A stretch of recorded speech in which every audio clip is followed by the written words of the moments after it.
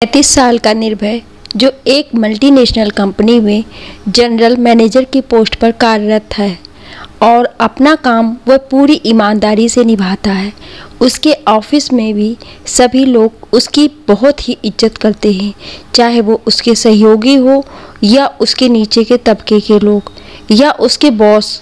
सभी लोग उसके व्यवहार और काम से खुश हैं और वह सभी लोगों का बहुत ही ध्यान रखता है और जितना भी वो सहयोग कर सके उतना वह सभी के लिए करता है।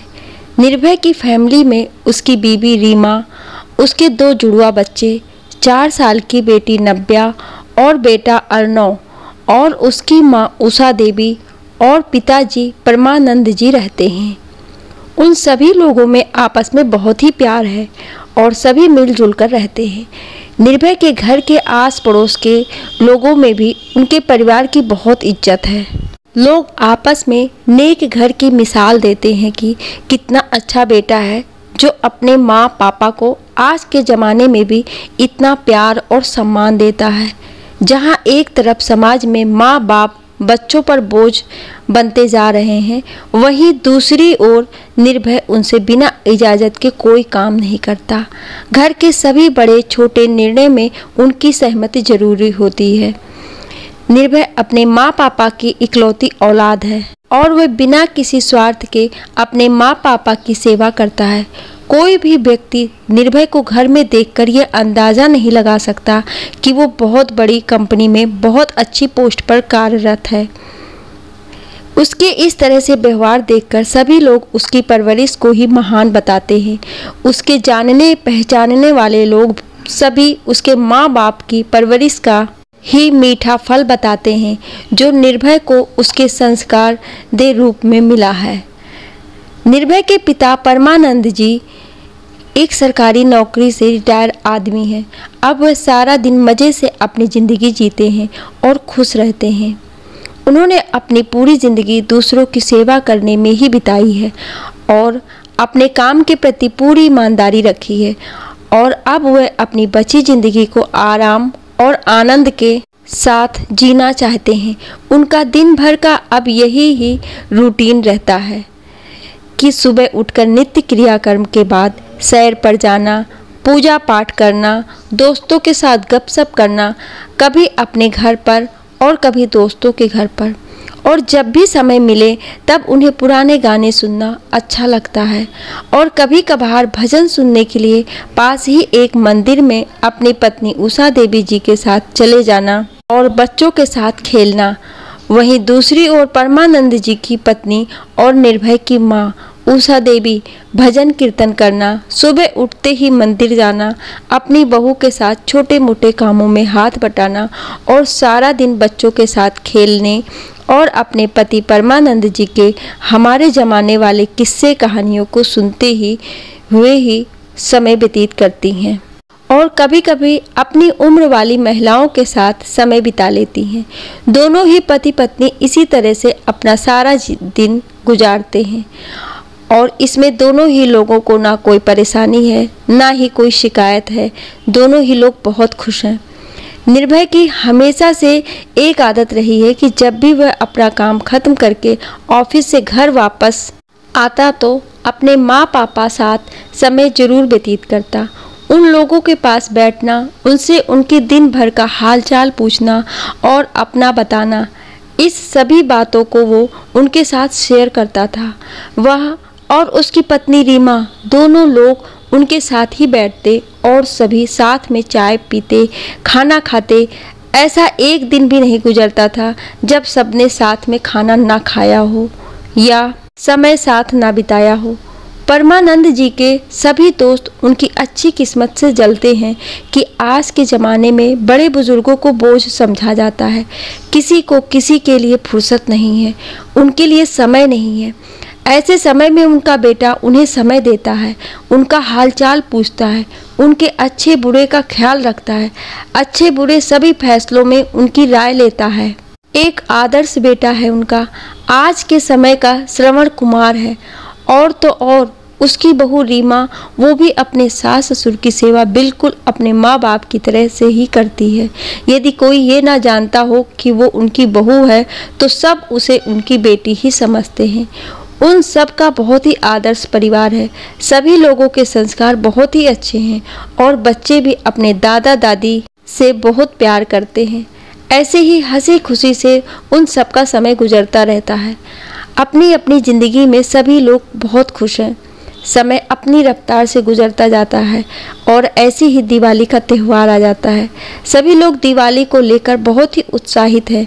शॉपिंग करते हैं, तरह तरह के कपड़े, घर को सजाने के लिए रंग बिरंगी चीज़ें सभी लाई जाती हैं और घर की साफ सफाई भी शुरू हो जाती है। घर की साफ सफाई में निर्भय भी अपनी पत्नी का हाथ बटाता है। वैसे तो उनके घर पर काम करने वाले लोग हैं, लेकिन फिर भी वो अपने हाथ से घर को सजाना चाहते हैं। निर्भय घर के बेसमेंट को साफ करने के लिए जाता है। बेसमेंट को साफ करते करते उसकी नज़र कोने में रखी टेबल के ऊपर एक डायरी पर पड़ती है, जिसके ऊपर बहुत ही सारी धूल जमी हुई है। वो उस डायरी को उठाता है और उस पर जमी धूल को अपने हाथों से साफ करके उसे देखता है। उस डायरी को देखते ही उसे उसके बचपन की याद आ जाती है। वो सोचने लगता है कि इस डायरी को उसने अपने दादाजी के पास देखा था। वो डायरी उसके दादाजी की है, जिसमें वो हमेशा कुछ ना कुछ लिखा करते थे। उस समय निर्भय बहुत छोटा था, तब वह कुछ समझने लायक नहीं था कि उस डायरी में क्या लिखा है। उसके लिए काला अक्षर भैंस बराबर था। पर अब उसे उस डायरी को पढ़ने की बेचैनी होने लगती है कि उसके दादाजी उस डायरी में क्या लिखते थे। वो जानने के लिए उत्सुक होने लगता है। निर्भय सारा काम छोड़कर डायरी को अपने साथ उसे पढ़ने के लिए ले जाता है। कमरे में जाते समय वो अपनी पत्नी रीमा को अपने साथ एक कप कॉफ़ी लेते हुए आने को कहता है। जैसे ही वो डायरी को पढ़ने बैठता है, उतनी ही देर में उसकी पत्नी रीमा कॉफ़ी का मग हाथ में लेकर कमरे में आ जाती। निर्भय के हाथ में डायरी को देखते ही रीमा उससे डायरी के बारे में पूछती है कि ये किसकी डायरी है। निर्भय उसे डायरी कैसी मिली और वो किसकी है, इसके बारे में बताता है। वह उसे बताता है कि कैसे उसने अपने बचपन में वो डायरी अपने दादाजी को लिखते हुए देखा था। वो उस समय तो कभी जान नहीं पाया कि उसमें वो क्या लिखते थे, पर आज वो उस डायरी को पढ़ना चाहता है। उसमें लिखा हर एक शब्द देखना चाहता है। ये बात सुनकर रीमा उसे कॉफ़ी का मग हाथ में देकर कमरे से चली जाती है और उसे पढ़ने में कोई डिस्टर्ब नहीं करेगा, इस बात का आश्वासन देती है। निर्भय ने कॉफ़ी का एक सिप लेते लेते डायरी का पहला पन्ना पलटा। निर्भय के पन्ना पलटते ही उसके ऊपर दिन और तारीख के साथ कुछ लिखा हुआ है। वो पढ़ना शुरू करता है। पहले पन्ने पर उसके दादाजी ने अपने परिचय के साथ डायरी से दोस्ती स्थापित की है और उस डायरी के साथ कुछ वादे किए हैं, जैसे कि कुछ भी हो जाए पर वो डायरी को लिखना कभी भी नहीं छोड़ेंगे। ये डायरी उन्होंने जब वह 12वीं क्लास में थे तभी से लिखना शुरू किया है। उन्होंने अपना परिचय देते हुए बताया है कि वो कौन है और अभी क्या करते हैं। उनके परिवार में उनके पिताजी, माताजी, 2 बड़ी बहन और एक छोटा भाई है। उन्होंने उसमें अपना नाम बताया है कि उनका नाम जुगल किशोर है। यही सब सामान्य बातें लिखी हैं और आगे भी वे लिखते रहेंगे। इस वादे के साथ डायरी के पहले पन्ने पर लिखना बंद किया है। निर्भय डायरी का दूसरा पन्ना पलटता है। उस पन्ने पर पड़ी तारीख और पहले पन्ने की तारीख में काफ़ी दिनों का अंतर होता है। उसमें लिखी तारीख से साफ जाहिर है कि उसको काफ़ी अंतराल के बाद लिखा गया है। निर्भय उसे पढ़ना शुरू करता है। तब उसे पता चलता है कि उसमें दादाजी ने अपनी शादी के बारे में लिखा है कि घर पर सब बात कर रहे हैं कि जुगल किशोर के 12वीं पास करते ही उसकी शादी करवा दी जाएगी और उसके लिए एक अच्छा रिश्ता भी आया है और आगे की पढ़ाई वो करना चाहते हैं तो आगे जारी रख सकते हैं। परंतु कुछ जिम्मेदारियों के साथ उसमें उसके दादाजी ने लिखा है कि इस शादी के बारे में कुछ समझ नहीं पा रहे हैं कि इस शादी से वह खुश हैं या दुखी। उनके लिए कुछ भी अलग नहीं है, वह सभी चीज़ों में सामान है। ये ही सारी बातें लिखते हुए वह डायरी को लिखना बंद करते हैं, दोबारा लिखने के वादे के साथ। निर्भय तीसरा पन्ना पलटता है। उसमें भी पहले की ही तरह तारीख में अंतर है, पर इस बार लिखने का अंतर पहले से काफ़ी है। उसमें लिखी बातों से साफ पता चलता है कि उनके 12वीं के पेपर हो चुके हैं और उनका रिजल्ट भी आ गया है। वो अच्छे अंकों से पास हुए हैं और दादाजी की शादी भी हो गई है और वह अब अपनी शादी से बहुत खुश हैं। वो अपने आगे की पढ़ाई के लिए आवेदन दे चुके हैं और शादी की वजह से ही उन्होंने डायरी काफ़ी समय के बाद लिखी है। उन्होंने निर्भय की दादी विभाश्री के बारे में भी बताया है कि वो बहुत ही सुंदर और संस्कारी महिला है। उसने उनके घर और उनको बहुत अच्छे से संभाला है। विभाश्री के साथ सभी लोगों का समय कैसे बीतता है ये उन्हें पता भी नहीं चलता है और पढ़ने के साथ साथ वह अपने पिताजी के साथ व्यवसाय में भी हाथ बटाने लगते हैं। वो अपने जीवन में बहुत खुश हैं।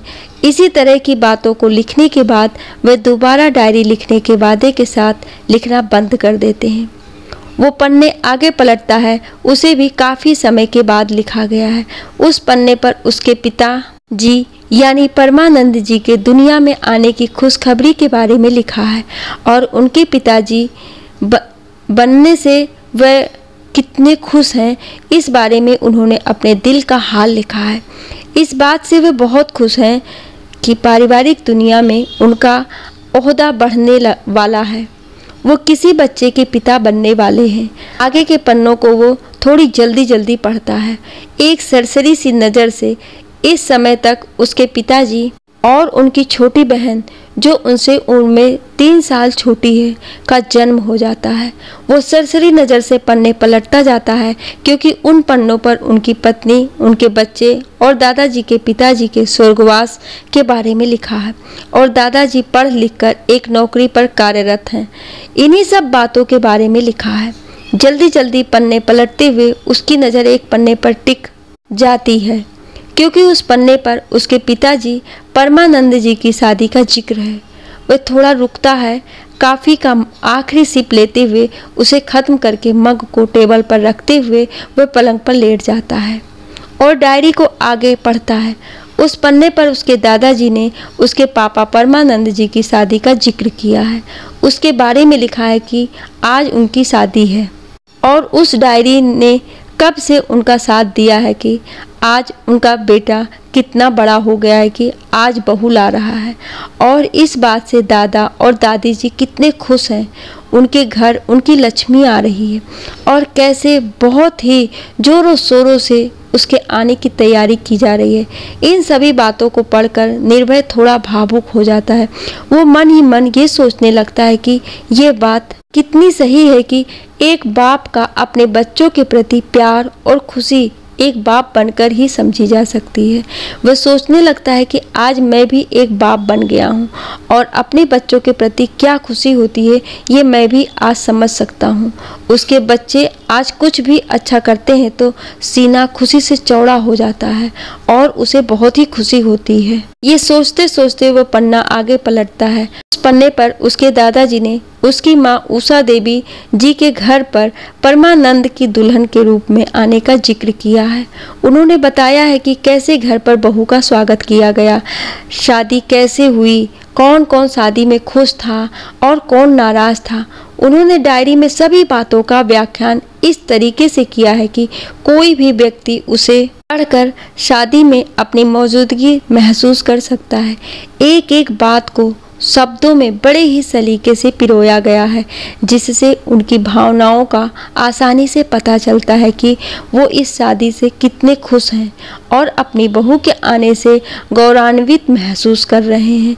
उनकी पत्नी विभाश्री भी बहू को लाकर बहुत खुश है। कैसे वो सारा दिन अपनी बहू के आगे पीछे उसके नाज उठाने के लिए घूमती रहती हैं क्योंकि वो दोनों ही बहू से बहुत प्यार करते हैं और परमानंद जी की बहन भी भाभी का बहुत ध्यान रखती है। घर में एक आनंद भरा माहौल है। ये सब पढ़कर निर्भय को ख्याल आता है कि क्यों ना वो अपने दादाजी की डायरी अपने पापा को पढ़ने के लिए दे। वह भी इन सभी बातों को पढ़कर बहुत खुश हो जाएंगे। ये ख्याल आते ही वो पलंग से उठकर अपने माँ पापा के कमरे में जाने के लिए अपने कमरे से निकल ही रहा था कि अचानक से उसकी नज़र दीवार पर टंगी घड़ी पर पड़ जाती है। वह समय देखता है और मन में सोचता है कि अभी तो ये समय उनके आराम करने का है, अभी उन्हें डिस्टर्ब करना ठीक नहीं होगा। ऐसा सोचकर वो रुक जाता है और वापस से पलंग पर लेटकर डायरी पढ़ने के लिए खोल लेता है। निर्भय डायरी को पढ़ने के लिए आगे पन्ने पलटता है और जाने क्यों वो डायरी पढ़ते पढ़ते एक असमंजस सी स्थिति में आ जाता है। वह अचानक से पलंग से उठकर अपने कमरे में चक्कर लगाने लगता है। निर्भय थोड़ा रुकता है, डायरी के उसी पन्ने को दोबारा पढ़ता है और ना जाने क्यों उसके चेहरे का सुकून खो जाता है। वो पन्ना आगे पलटता है और उसे पढ़कर उसकी बेचैनी बढ़ने लगती है। वो जल्दी जल्दी पन्ने पलटता है और जल्दी जल्दी अपने मन में पन्ने पर लिखा हुआ एक एक शब्द ध्यान से पढ़ता है। इस समय तक उसकी स्थिति ऐसी हो जाती है जैसे जल बिन मछली। वह अपने ही घर में घुटन महसूस करता है। वो कभी उठता है, कभी बैठता है, कभी चलता है, रुकता है, बेचैन होता है और पलंग के पास रखे टेबल पर पानी से भरे जग को पूरी तरह से खाली कर देता है और अंत में उसकी आंखों से आंसू बहने लगते हैं। वो जोर जोर से रोना चाहता है, चीखना चाहता है, पर वो दूसरों को तकलीफ नहीं देना चाहता, इसलिए वो मन ही मन में रोता रहता है। उसको समझ नहीं आ रहा है कि वो क्या करे। बहुत देर से कमरे से बाहर ना आने पर उसकी पत्नी रीमा उसे बुलाने के लिए कमरे में आती है। रीमा को कमरे में आता देखकर निर्भय अपनी आंखों में आए आंसुओं को पोंछकर छुपाना चाहता है, लेकिन ऐसा करते हुए रीमा उसे देख लेती है। रीमा उसे देखकर घबरा जाती है। वो निर्भय से उसके रोने का कारण पूछती है।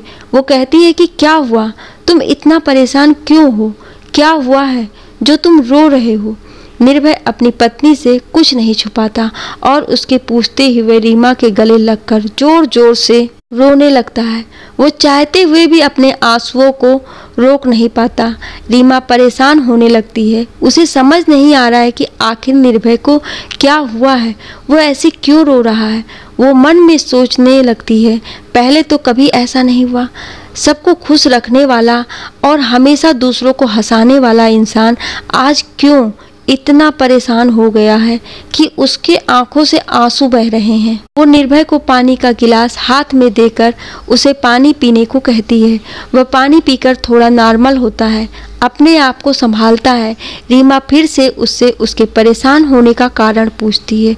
निर्भय बिना कुछ बोले रीमा के हाथ में डायरी का वो पन्ना खोलकर पकड़ा देता है। इसे पढ़ते ही बेचैन होना शुरू हुआ था। रीमा डायरी को हाथ में लेकर पढ़ने लगती है। जैसे ही रीमा ने उस पन्ने पर लिखे शब्दों को पढ़ना शुरू किया तो पढ़ते पढ़ते उसकी भी वही प्रतिक्रिया होने लगती है जो कुछ समय पहले निर्भय की थी। उसकी आंखों से भी आंसू बहने लगते हैं। रीमा निर्भय को देखकर कहती है कि कह दो निर्भय कि ये सब झूठ है, ऐसा नहीं हो सकता है। निर्भय रीमा को कहता है कि ये तो बहुत ही अच्छा हुआ जो ये डायरी मैंने पापा को पढ़ने के लिए नहीं दी, अगर दे देता तो आज ना जाने क्या होता। इतना कहते हुए निर्भय ने रीमा को बताया कैसे वो ये डायरी पापा को पढ़ने के लिए देना चाहता था, लेकिन क्यों रुक गया। थोड़ी देर तक दोनों लोग शांत हो जाते हैं और सोचने लगते हैं कि आगे क्या करना है।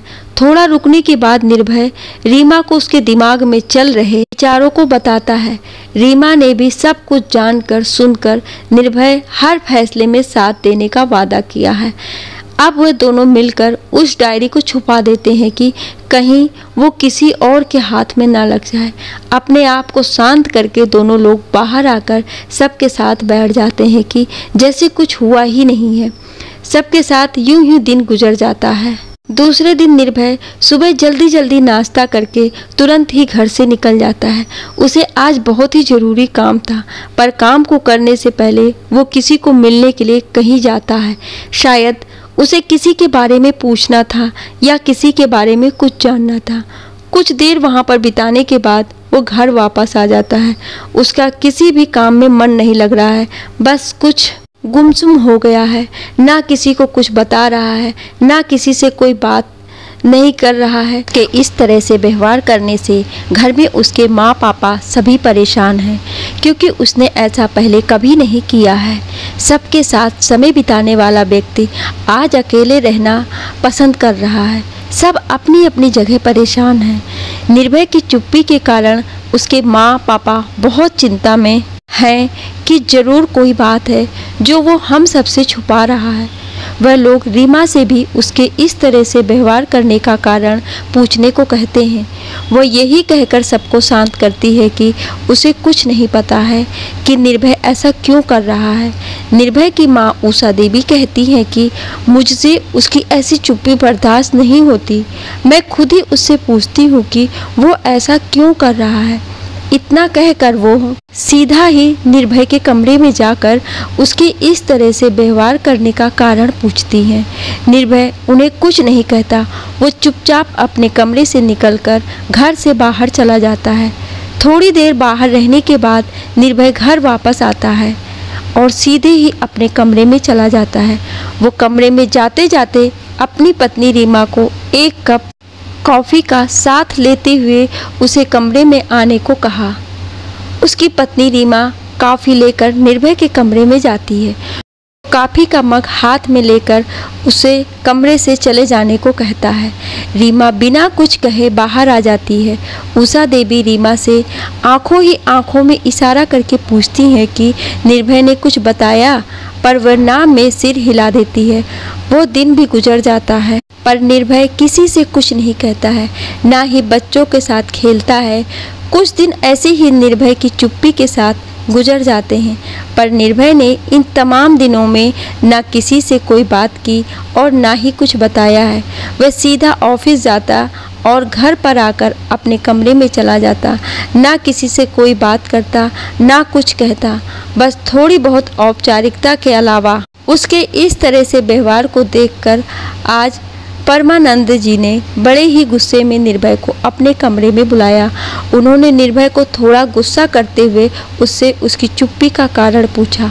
उन्होंने कहा कि अब बहुत हुआ, घर में सभी लोग तुम्हारे लिए परेशान हो रहे हैं। देखो अपनी माँ को, बस दिन रात उसके मन में यही बात घूमती रहती है कि तुम्हें क्या हुआ है। पहले तो तुम ऐसे नहीं थे। और कोई काम की परेशानी है तो मुझे बताओ, या और कोई बात है। उन्होंने अपने आप को थोड़ा शांत करते हुए कहा कि जो भी बात है बेटा, तुम हमें बता सकते हो। हम तुम्हारे माँ बाप हैं, हम तुम्हारी परेशानी को समझेंगे, पर इस तरह से चुप मत रहो। और भी बहुत कुछ उन्होंने निर्भय से कहा, पर निर्भय उनकी सारी बातों को सुनकर बिना कुछ कहे चुपचाप कमरे से चला गया। पर कमरे से बाहर जाते जाते उसकी आंखें नम थीं। दिन पे दिन निर्भय का बर्ताव और भी अजीब होने लगा। जहां वो अपने माँ पापा का श्रवण कुमार था, वही आज ना जाने कितने ही दिनों से उन लोगों से मिला तक नहीं है। वह धीरे धीरे उन दोनों से रूखा सा बर्ताव करने लगा था। उसके पिताजी परमानंद जी ने कई बार उससे बात करने की कोशिश की, पर हमेशा ही वो नाकाम रहे। वह ना उससे उसकी चुप्पी का कारण जान पाए और ना ही उसके इस तरह से व्यवहार का। वह जब भी अपनी बहू रीमा से निर्भय के इस व्यवहार का कारण पूछते, वह हमेशा ही ये कहकर टाल जाती कि जैसे आप लोगों को कुछ भी नहीं पता, वैसे मुझे भी कुछ नहीं पता है। दिन गुजरते रहे। सबने हार मान ली थी कि निर्भय कुछ बताएगा, पर एक दिन अचानक निर्भय ने वैसे ही बर्ताव किया जैसे वो हमेशा से करता था। वो ऑफिस से वापस आकर सीधे ही अपने माँ पापा के कमरे में उनसे मिलने गया। उसने अपनी पत्नी रीमा को भी चाय लेते हुए माँ पापा के कमरे में आने को कहा। सब लोगों ने साथ में चाय पी, समय बिताया, बहुत सारी बातें की। सभी लोग बहुत खुश थे, पर आज कोई भी उन बीते हुए समय की बात नहीं कर रहा था जो पिछले कुछ दिनों में घटी थी। सब लोग आज के समय को जीना चाहते थे। सब बहुत खुश थे क्योंकि उनका निर्भय आज फिर से उनके कमरे में वापस लौट आया था। एक दिन परमानंद जी अपने पोते के साथ खेल रहे थे कि उसके साथ खेलते खेलते परमानंद जी का चश्मा गिरकर टूट जाता है। परमानंद जी ने जोर से आवाज़ लगाकर निर्भय को अपने कमरे में आने के लिए कहा। उस समय निर्भय कुछ अपना ज़रूरी काम कर रहा था। उसने उनकी आवाज़ सुनकर भी अनसुना कर दिया। परमानंद जी ने निर्भय को दोबारा आवाज़ लगाई। वो तब भी उनके कमरे में नहीं गया। उसने फिर से उनकी आवाज़ को अनसुना कर दिया।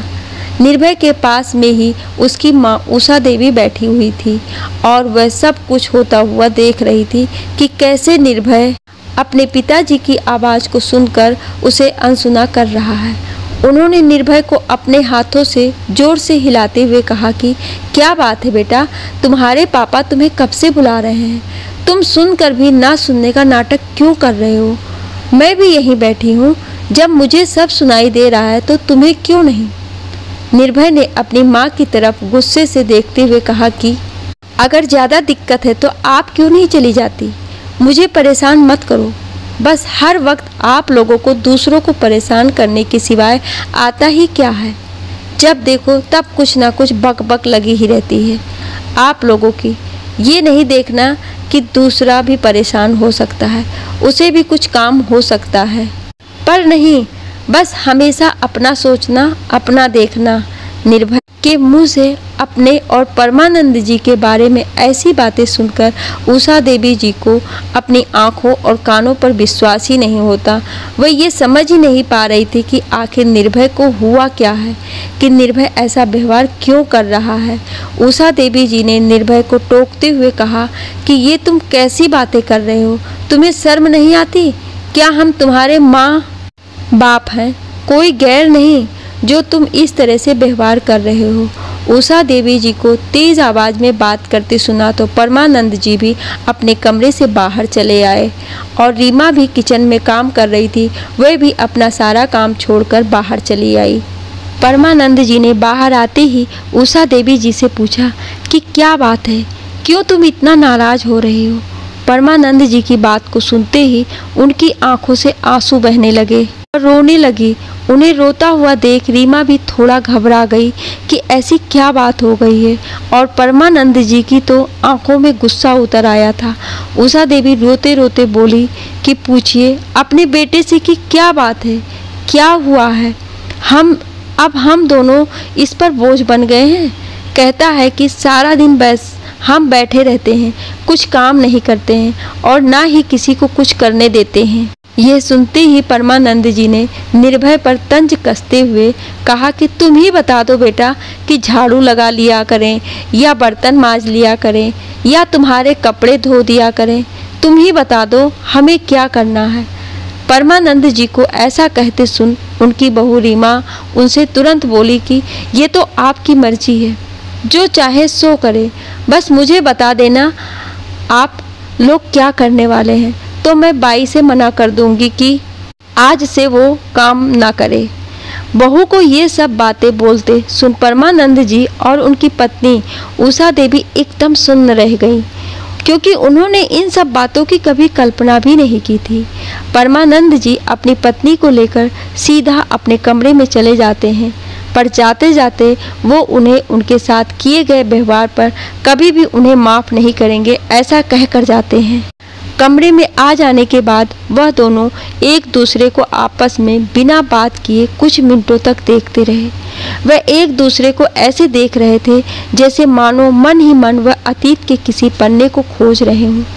परमानंद जी अतीत के उन पलों को याद करने लगे जहाँ पर उन्होंने कुछ गलतियाँ की थी, और आज जो भी कुछ हो रहा था वो शायद उन्हीं गलतियों का नतीजा थे। अतीत से बाहर निकलकर उन्होंने कुछ देर बाद उषा देवी को कहा कि क्यों परेशान होती हो, ऐसा होना तो तय था, पर हम फिर भी किस्मत वाले थे कि हमारे साथ ये सब कुछ अब हो रहा है। हमने जो बोया है उसे तो हमें ही काटना है, लेकिन हमने जो किया उसकी भरपाई तो हम इस जन्म में नहीं कर पाएंगे। उनकी बातों से समझ आ रहा था कि जैसे वो अतीत की कोई बात कर रहे थे। उषा देवी जी ने अपने आंसुओं को पोंछकर परमानंद जी से कहा कि जो अतीत में हुआ उसकी तो भरपाई हम नहीं कर सकते, पर जो हो आगे होने वाला है उसे तो होने से रोक ही सकते हैं। परमानंद जी ने उनकी कही बात में हामी भरते हुए कहा कि तुम सही कह रही हो, मुझे भी ऐसा ही लगता है कि कुछ और बुरा होने से पहले ही हमें वहीं चले जाना चाहिए जिसकी नौबत बाद में आए। दोनों ही लोगों ने एक दूसरे की बातों का समर्थन करते हुए अपना अपना सामान बांटना शुरू कर दिया और सारा सामान बांधकर कमरे में एक कोने में रख दिया और परमानंद जी अपना टूटा हुआ चश्मा बनवाने के लिए बाहर निकल गए और आते आते वह दोनों लोगों के रहने का इंतजाम करते हुए वापस आए। घर पर आते आते उन्हें थोड़ी देर हो गई थी। रात के खाने का समय हो गया था। जैसे ही वो घर आए तब टेबल पर खाना लगाया जा रहा था। वो सीधा ही अपने कमरे में चले गए। वैसे भी रुक कर क्या करते, किसी ने भी उनसे बात नहीं की और ना ही उनके बाहर से आने का कारण पूछा। इतने पर भी उन्होंने सोचा कि चलो कोई बात नहीं, आज आखिरी बार सब साथ में खाना खा लेंगे। पर वो दोनों ही आज बिना खाए सो गए, क्योंकि उन्हें किसी ने भी खाने के लिए नहीं बुलाया। वो अपमान का कड़वा घूंट पीकर रह गए। दूसरे दिन सुबह जल्दी जल्दी नहा धोकर वो अपना सामान लेकर घर से हमेशा के लिए किसी को भी बताए बिना चुपचाप निकल गए। वो कहीं और नहीं बल्कि एक वृद्धाश्रम में रहने का इंतजाम करवा कर आए थे और आज से उन दोनों ने ठान लिया था कि आज से वो दोनों यहीं रहेंगे। आश्रम में पहुंचते ही परमानंद जी और उषा देवी को वही आश्रम में काम करने वाले व्यक्ति सोहन, जो वहां का प्यून है, ने उन्हें उनका कमरा दिखाते हुए उनका सारा सामान कमरे में रख दिया है और कुछ जरूरी कार्रवाई के लिए उन्हें आश्रम के रिसेप्शन पर आने को कहा है। घर छोड़ने के दुख में उन दोनों की आंखें अब तक नम थीं और सबसे ज़्यादा तकलीफ इस बात की थी कि उन दोनों को घर छोड़ने से किसी ने भी नहीं रोका। भले ही परमानंद जी और उनकी पत्नी ने किसी को भी घर छोड़ने वाली बात नहीं बताई थी, पर सामान बांधते हुए तो उनके बहू बेटा दोनों ही ने देख लिया था, पर कुछ भी नहीं कहा उन लोगों ने। उषा देवी बच्चों को याद करते हुए और भी जोर से रोने लगी। परमानंद जी ने उन्हें शांत कराते हुए रिसेप्शन पर चलने को कहा। दोनों ही लोग रिसेप्शन पर आकर बैठ गए। अभी वहां पर कोई नहीं आया था। वे वहां पर बैठे बैठे राकेश जी का इंतजार करने लगे। राकेश जी वहां के इंचार्ज थे, वहीं वहां का देखभाल करते हैं और रिसेप्शन का भी काम संभालते हैं, जैसे किसी की नई भर्ती करना, उस बारे में कागज तैयार करना आदि। परमानंद जी और उषा देवी उन्हीं का इंतजार कर रहे हैं। वहाँ पर बहुत देर से बैठे बैठे वो परेशान हो रहे थे। तभी वो थोड़ा उठकर चलने लगते हैं। चलते चलते अचानक से उनकी नज़र वही आश्रम के बगीचे में पड़ती है जो रिसेप्शन के पास ही था। बगीचे में परमानंद जी की नज़र वहाँ पर बैठे हुए एक बूढ़े से आदमी पर पड़ी है जो पेड़ों को पानी दे रहा है। उसे देखते ही परमानंद जी को ऐसा लगता है कि शायद वह उस बूढ़े आदमी को जानते हैं। उस बूढ़े आदमी का चेहरा परमानंद जी को अच्छे से दिखाई नहीं दे रहा है। वह उस आदमी को देखने के लिए थोड़ा आगे जाते हैं। आगे जाते ही ना जाने क्यों वो जोर जोर से रोने लगते हैं। पता नहीं उन्हें क्या हुआ है, क्या उन्हें अपने बच्चों की याद आई या वो बूढ़ा व्यक्ति उनके परिचित में है। पता नहीं क्यों वो अभी भी रोते ही जा रहे हैं। उन्हें रोता हुआ देखकर उषा देवी जी उनकी तरफ बढ़ी हैं और उन्हें दिलासा देते हुए कहती हैं कि चलो अब रोना छोड़ो, कब तक रोते रहोगे। जो होना था सो हो गया और ऐसा होना है, हमें ये भी मालूम था। सब कर्मों का फल है। परमानंद जी ने उन्हें टोका है और वह अब भी रोए जा रहे हैं। टोकते हुए परमानंद जी उनका चेहरा उस बूढ़े आदमी की तरफ मोड़ते हुए कहते हैं कि मैं इसलिए नहीं रो रहा हूँ कि हमें घर छोड़ना पड़ा है, ये आंसू किसी और वजह से है। परमानंद जी ने उस बूढ़े व्यक्ति की तरफ इशारा करके उन्हें देखने को कहा है। उन्हें देखते ही उषा देवी जी की आंखों में भी आंसुओं की धाराएं बहने लगी हैं। उनकी आंखों से थर थर आंसू निकल रहे हैं। दोनों ही पति पत्नी अपने आप को रोने से रोक नहीं पा रहे हैं। उन्हें देखकर ऐसा लग रहा है कि वो अपने आप को रोने से रोकना चाहते भी नहीं हैं। थोड़ी देर बाद वह दोनों उस बूढ़े आदमी के पास जाते हैं और उनके कदमों में अपना सिर रख देते हैं। परमानंद जी ने उस बूढ़े आदमी को बाबू जी कहकर उनको पुकारा है। उस व्यक्ति और वहाँ पर खड़े सभी लोगों को कुछ समझ नहीं आ रहा है कि ये सब क्या हो रहा है। उस बूढ़े व्यक्ति ने परमानंद और उषा देवी को अपने कदमों से ऊपर उठाते हुए कहा कि ये सब क्या कर रहे हो। जैसे ही उस व्यक्ति ने उन्हें ऊपर उठाया तभी उन दोनों को देखते हुए थोड़ा पीछे हट गए और एक अजीब से भाव से उन्हें देखने लगे हैं। परमानंद जी ने रोते हुए उनसे माफ़ी मांगी है कि बाबूजी, हम दोनों को माफ़ कर दीजिए। हम दोनों ने आपके साथ बहुत ही बुरा किया है और शायद हम आज उसी का पश्चाताप करने के लिए यहाँ पर हैं। परमानंद जी को रोता देख उन्होंने उसे गले से लगा लिया है। चाहते हुए भी वो अपने आप को रोक नहीं पाए हैं। वह बूढ़ा आदमी और कोई नहीं, परमानंद जी के पिताजी जुगल किशोर जी हैं। जब वह परमानंद जी को गले से लगाकर रो रहे थे कि तभी पीछे से निर्भय और उसकी पत्नी रीमा अपनी दादी विभाश्री के साथ उन लोगों के पास आ जाते हैं। निर्भय और रीमा को देखते ही वह दोनों लोग चौंक जाते हैं। परमानंद जी के मन में ये सवाल कौंधने लगता है कि उन दोनों को ये कैसे पता कि हम लोग यहाँ पर हैं, ये लोग कैसे यहाँ आ गए। उससे पहले कि वो उन दोनों से कुछ पूछते कि इतने में उनकी माँ विभाश्री परमानंद जी का नाम पुकारते हुए उन्हें अपने गले से लगा लेती हैं। गले लगाते ही उनके मातृत्व को सुकून मिल जाता है। वह कुछ देर तक उन्हें अपने सीने से ही लगाए रखती हैं। उनके आंसू थमने का नाम नहीं लेते हैं। उनके आंखों से थर थर आंसू निकल रहे हैं। उनके गले लगते ही परमानंद जी ने भी रोते हुए उनसे अपने किए की माफ़ी मांगी है। उषा देवी जी ने भी अपनी सास के कदमों में पड़कर उनसे अपने किए की माफ़ी मांगी है। कहते हैं ना कि माँ आखिर माँ होती है। वे सब कुछ भूलकर उन दोनों को माफ़ कर देती है और उन दोनों को ही अपने सीने से लगाकर आशीर्वाद देती है। कुछ देर के बाद परमानंद जी निर्भय और रीमा से उनके आश्रम में आने का कारण पूछते हैं, क्योंकि वह अब तक समझ नहीं पा रहे थे कि उन्होंने तो कोई किसी को कुछ भी नहीं बताया था। वे लोग कहाँ जा रहे हैं, फिर तुम्हें कैसे पता चला कि हम लोग यहाँ पर हैं। निर्भय एक एक करके सारी बातें बताना शुरू करता है। निर्भय ने सभी को बताया कि कैसे उसे सफाई करते करते दादाजी की वो डायरी मिली जो उनकी ज़िंदगी भर के सुख दुख की कहानी बयां करती है, जिसमें दादाजी अपनी ज़िंदगी की कुछ अच्छी बुरी सभी बातों को लिखा करते थे। निर्भय को उसके माँ पापा के द्वारा दादा और दादी जी को दिए गए एक एक दुख और तकलीफ के बारे में पता चल गया था कि कैसे उन दोनों ने दादाजी और दादी जी पर अत्याचार करके उनको मजबूर कर दिया था इस वृद्धाश्रम के लिए। इन्हीं सब कारण की वजह से उसने अपने माँ पापा से दूरी बना ली थी। उसे लगने लगा था कि कहीं ये सब पढ़कर उसे अपने माँ पापा से नफरत ना होने लगे। वह कभी भी ये सोच भी नहीं सकता था कि उसके माँ बाप जिन्होंने उसे इतना प्यार दिया, इतने अच्छे संस्कार दिए, वो खुद ऐसा कभी करेंगे। परमानंद जी ने तो अपने माता पिता का श्राद्ध तक कर दिया था। उसने जब वह सब पढ़ा तब उसके पैरों तले ज़मीन खिसक गई थी। वह उन सभी बातों को अपने माँ पापा से पूछना चाहता था कि उन्होंने ऐसा क्यों किया, क्या वजह थी ये सब करने की, पर वह ये सब पूछकर उन्हें शर्मिंदा नहीं करना चाहता था।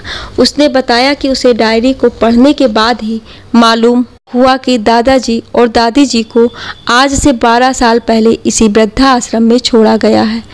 दादाजी ने लिखा था कि वह दोनों अब परमानंद और उषा पर बोझ बन गए हैं, इसलिए वह हमें कल वृद्धाश्रम छोड़ने जा रहा है और किसी को तकलीफ नहीं हो, इसी वजह से वह दोनों चुपचाप उनके इस फैसले को मान गए।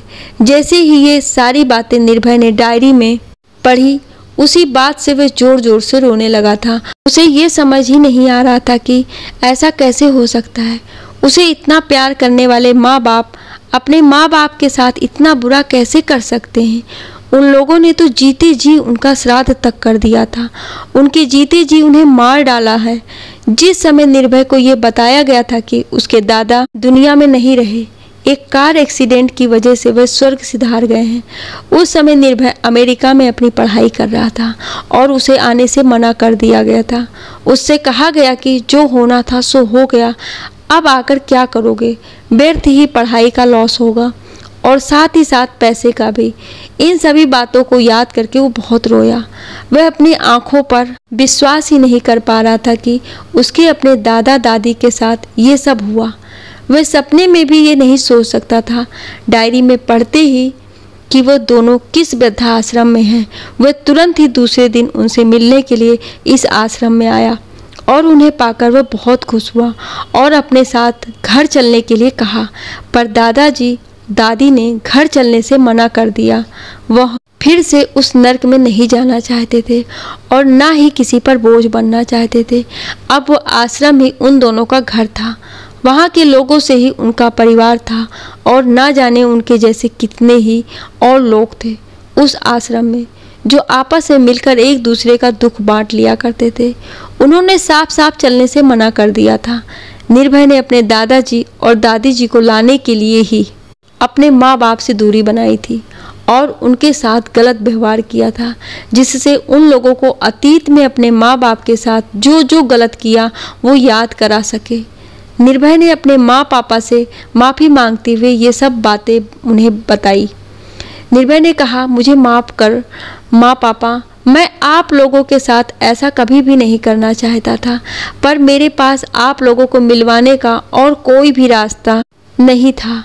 मेरे किए गए गलत व्यवहार से दुखी होकर ही आप लोगों ने यहाँ आश्रम में आने को सोचा और आप लोग इसी तरह से यहाँ आ सकते थे। रीमा ने भी परमानंद जी और उषा देवी जी से अपने किए गए गलत व्यवहार की माफ़ी मांगी। उषा देवी जी ने रीमा को गले से लगाकर रोते हुए कहा, तुम लोग कहीं भी गलत नहीं हो और बहू हो तो तुम्हारे जैसी बेटा। किसी ने सही कहा है कि एक औरत घर को स्वर्ग भी बना सकती है और नर्क भी। एक तुम हो जिसने अपने घर को स्वर्ग बनाया। तुम चाहती तो तुम भी वह सब कर सकती थी जो मैंने अपने माँ बाप समान सास ससुर के साथ किया। मैंने तो अपने स्वर्ग जैसे घर को अपने हाथों से ही नर्क बना दिया। मैं बहुत ही बुरी हूँ। उन्होंने एक बार फिर से सबसे माफ़ी मांगी। निर्भय ने अपने माँ को गले लगाते हुए कहा कि माँ कभी भी बुरी नहीं होती, चाहे वो किसी की भी हो। माँ तो माँ सिर्फ माँ होती है और माँ तो लाखों में एक है, जिसने मुझे इतने अच्छे संस्कार दिए, बड़े की इज्जत करना सिखाया, वो भला कैसे बुरी हो सकती है।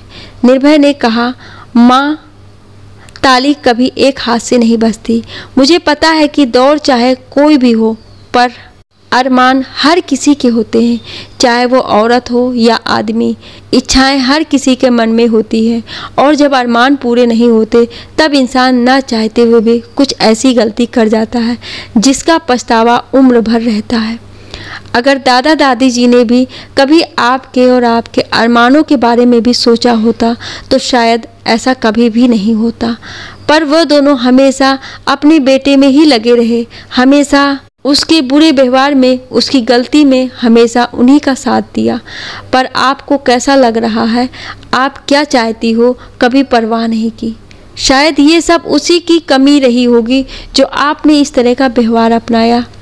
निर्भय ने सभी को गले लगाते हुए कहा कि जिंदगी में सभी लोगों को एक दूसरे के अरमानों, उनकी भावनाओं की कद्र करना चाहिए, उनको सम्मान, उनको इज्जत देना चाहिए जिसके वो हकदार हैं। अगर ऐसा होने लगे तो ये पल कभी भी किसी की ज़िंदगी में नहीं आएंगे। सभी को जीवन में एक दूसरे के स्पेस देते हुए अपनी ज़िंदगी जीने का हक होना चाहिए। तब कोई भी किसी पर भी बोझ नहीं बनेगा। बहू को घर की बाई समझकर सभी का बोझ उसके कंधों पर डालना गलत बात है। सिर्फ कहने से नहीं होगा कि बहू घर की इज्जत है, वह हमारे घर की लक्ष्मी है। उसे उस घर में वो इज्जत मिलना भी चाहिए। घर के छोटे बड़े, अच्छे बुरे सभी फैसलों में उसकी भी राय लेना चाहिए।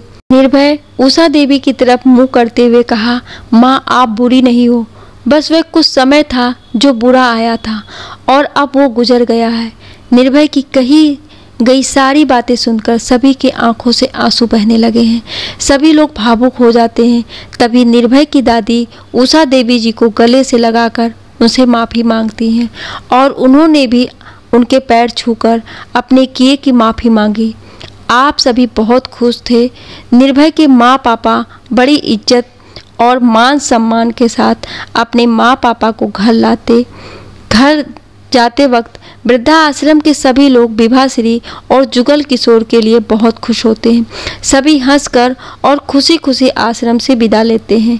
वृद्ध आश्रम से जाते वक्त राकेश जी जो वहाँ के इंचार्ज थे वे जुगल किशोर जी को हाथ जोड़कर कहते हैं, बाबूजी, इस वृद्धा आश्रम में बूढ़े माँ बाप को छोड़कर जाने वाले तो बहुत लोग हैं देखे, पर जहाँ से उन्हें वापस घर ले जाते हुए वाले आज पहली बार देख रहा हूँ। सभी लोग हाथ हिलाकर विदा करते हैं। अब सभी लोग बहुत खुश हैं और सब एक दूसरे के साथ मिलकर रहते हैं। निर्भय और उसकी पत्नी रीमा के मान सम्मान में सभी का जीवन बड़े ही आनंद से बीत रहा है। सब लोग मिलकर घर का और अपना काम करते हैं, कोई भी किसी पर भी बोझ नहीं है। निर्भय की नौकरी भी बहुत अच्छी चल रही है और वह पहले की तरह ऑफिस से आने के बाद अपने माँ पापा, दादा दादी और बच्चों के साथ समय बिताता है। वह और रीमा दोनों ही उन्हीं के साथ शाम की चाय पीते हैं और दिन भर में किसने क्या क्या किया उसकी चर्चा करते हैं। रात का खाना भी सभी साथ में खाते हैं।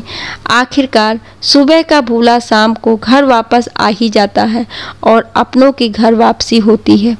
आपको निर्भय का फैसला कैसा लगा, आप मुझे अपनी राय कमेंट बॉक्स में ज़रूर दीजिएगा और ऐसी ही कहानियाँ सुनने के लिए हमें सब्सक्राइब ज़रूर करें। Thank you.